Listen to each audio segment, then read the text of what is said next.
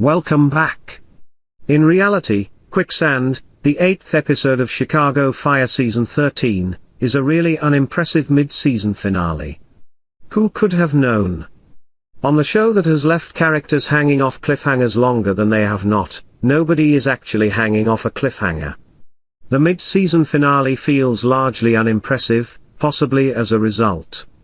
It feels like simply another hour, but it's not a particularly horrible episode either. There is nothing particularly noteworthy about it. Since Severide is, in many respects, the foundation of this program, its absence is not helpful.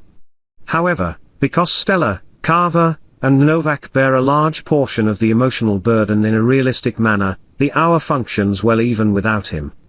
Even though the conclusion gives the impression that Cruz is in danger, the episode isn't very big or explosive. It's not a horrible one, though. You most likely liked it if you like these characters. Even though you might have been anticipating the explosion. We initially learn about Lizzie Novak's traumatic past in Chicago Fire Season 13, Episode 8, Quicksand, which also shows Carver, who practically doesn't have a dog, form a bond with one.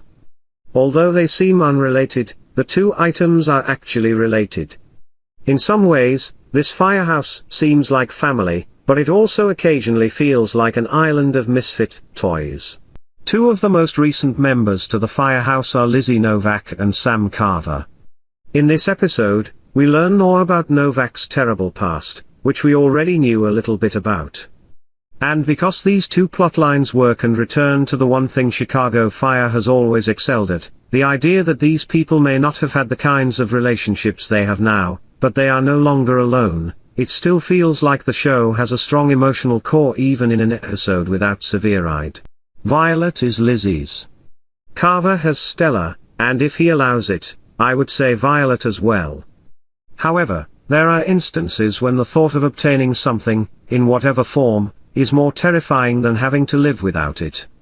Since you've managed without it, the absence is nothing new to you. However, what would you do if it were taken away from you once you had acquired it and it had become a part of you? Carver retreated for this reason before he lost Violet. Lizzie didn't feel comfortable sharing because of this. However, if this episode offers us anything, it's hope for them both. I hope they'll be able to embrace the family they've been unknowingly creating. Gradually? In Quicksand, the 8th episode of Chicago Fire Season 13, Herman and Mouch get ready for their officers' exams. Mouch will take the lieutenant test, while Herman will take the captain test.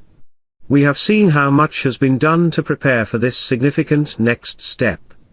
Herman, who purposefully skipped the first test he could take and is essentially the reason Pascal is at Firehouse 51 at the moment, has only given us his doubts.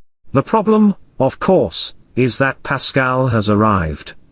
Additionally, Herman won't have a spot if he passes.